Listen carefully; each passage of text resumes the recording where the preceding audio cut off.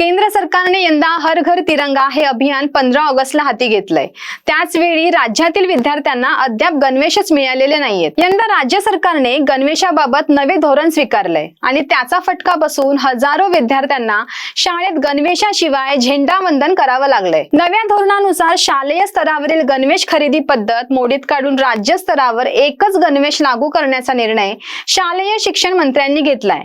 त्यासाठी ठेकेदार पद्माचंद मिलापचंद जैन यांनी पुरवलेले कापड शिक्षणाधिकाऱ्यांमार्फत महिला बचत गटांना देऊन त्यांच्याकडून गणवेश शिवून घ्यायचं असं निश्चित झालंय। महिला बचत गटाकडून नेमक्या मापाचे गणवेश बनवले गेले नाहीयेत, तर काही मोजक्या शाळा वगळता काही शाळांना गणवेशच मिळालेले नाहीयेत।